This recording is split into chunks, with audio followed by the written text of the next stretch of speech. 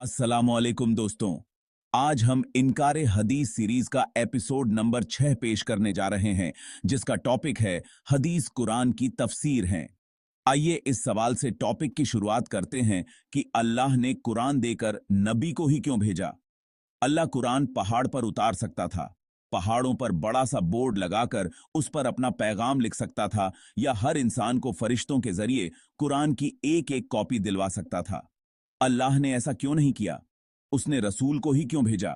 कुरान के मुताबिक इसका जवाब है कि उसने रसूल को ही इसलिए भेजा क्योंकि इंसान तक अल्लाह का सिर्फ कुरान पहुंचाना मकसूद नहीं था, बल्कि कुरान पर अमल करने का तरीका भी भेजना मकसूद था। कुरान का अमली नमूना भी भेजना मकसूद था। कुरान की तफसीर और वजाहत भी करानी मकसूद थी। कुरान पर अमल करके दिखलाना और सिखलाना भी मकसूद था। इसलिए उसने इन सब कामों के लिए रसूल को भेजा। अल्लाह ताला ने इन सब मकासिद का जिक्र किया है सूरह जुमा आयत नंबर 2 में कि अल्लाह ने नबी को भेजा है ताकि वो कुरान और हिकमत को समझा दे और सिखला दें। सूरह अहजाब आयत नंबर 21 में अल्लाह ताला फरमाता है कि नबी का कौल, नबी का फेल, बल्कि नबी की पूरी जिंदगी मुसलमानों के लिए नमूना है। यानी नबी के जरिए कुरान की तफसीर कराना और लोगों के सामने नबी को अमली नमूना बनाकर पेश करना भी नबी के भेजने का एक बुनियादी मकसद था। इसका मतलब यह हुआ कि नबी सिर्फ मैसेंजर ही नहीं थे, बल्कि मैसेंजर के साथ कुरान के one and only commentator, explainer और टीचर भी थे। कुरान के मुताबिक हदीस कुरान की तफसीर हैं। अल्लाह ताला फरमाता है सूरह नहल सूरह 16 आयत नंबर 44, ये जिक्र यानी कुरान हमने तुम्हारी तरफ नाजिल किया है ताकि आप उसकी तशरीह और तफसीर कर दें, ताकि फिर लोग गौरों फिक्र करें। कुरान की इस आयत के मुताबिक हदीसें कुरान की तफसीर हैं, और कुरान की तफसीर कुरान से बाहर है। जैसे कैनेडियन कॉन्स्टिट्यूशन में 147 आर्टिकल हैं, चाइनीज कॉन्स्टिट्यूशन में 138 आर्टिकल हैं, ऑस्ट्रेलिया कॉन्स्टिट्यूशन में 128 आर्टिकल हैं, अमेरिकन कॉन्स्टिट्यूशन में सिर्फ 7 आर्टिकल हैं। लेकिन इन सब कॉन्स्टिट्यूशंस की इंटरप्रिटेशन इन सब कॉन्स्टिट्यूशन से बाहर है। मिसाल के तौर पर इंडियन कॉन्स्टिट्यूशन में लगभग 448 आर्टिकल हैं, लेकिन इन सब आर्टिकल्स की तफसीर और वजाहत इंडियन कॉन्स्टिट्यूशन से बाहर रखी गई है। जैसे कि 12 शेड्यूल जो कि कॉन्स्टिट्यूशन की इंटरप्रिटेशन है, लेकिन वो कॉन्स्टिट्यूशन से बाहर रखे गए हैं। ठीक इसी तरह हदीसें कुरान की इंटरप्रिटेशन हैं, और वो कुरान से अलग हैं, कुरान से बाहर हैं। जिस तरह आर्टिकल 131, 132, 133 के मुताबिक इंडियन कॉन्स्टिट्यूशन की इंटरप्रिटेशन की फाइनल अथॉरिटी सुप्रीम कोर्ट की है, ठीक इसी तरह कुरान की सूरह नहल आयत नंबर 44 और 64 और सूरह जुमा की आयत नंबर 2 के मुताबिक कुरान को इंटरप्रेट करने की फाइनल अथॉरिटी नबी की है।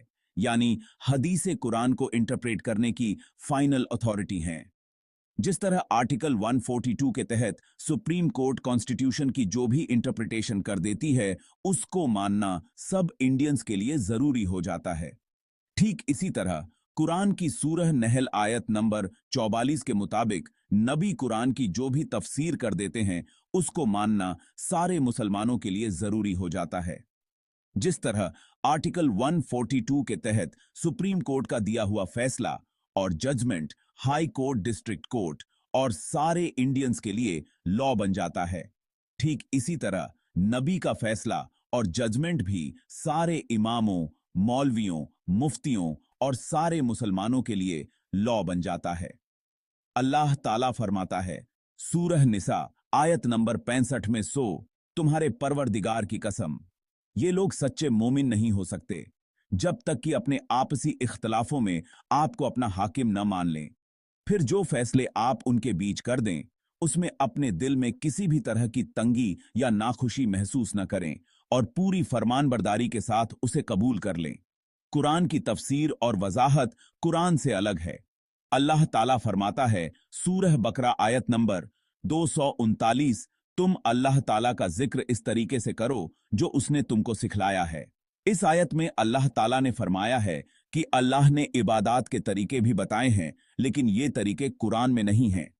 इसका मतलब यह हुआ कि अल्लाह ने ये तरीके कुरान से अलग वही गैर मतलू में बताए हैं, यानी हदीसों में। सूरह मारिज आयत नंबर 24 में अल्लाह ताला फरमाता है कि ज़कात कब है, कितनी है, किन चीजों में है, किन लोगों पर है। ये सारी तफसील अल्लाह ताला ने बताई है, लेकिन ये सारी तफसील कुरान में नहीं है। इसका मतलब ये हुआ कि ये सारी तफसील अल्लाह ताला ने कुरान से अलग बताई है। और जैसा कि हम सब जानते हैं कि ज़कात की मुकम्मल तफसील नबी की अहादीस में मौजूद है। कलमे का भी यही मतलब है कि हर इबादत होगी तो अल्लाह के लिए, लेकिन किसके तरीके पर? अल्लाह के रसूल के तरीके पर। और अल्लाह के रसूल का तरीका कुरान में नहीं बल्कि हदीस में मज़कूर है। इन सब दलाइल से यह साबित होता है कि हदीस कुरान की तफसीर हैं और ये कुरान से अलग हैं, यानी कुरान से बाहर हैं। दोस्तों, इसी तरह की और वीडियोस देखने के लिए चैनल को लाइक और सब्सक्राइब जरूर करें। वीडियो देखने के लिए शुक्रिया।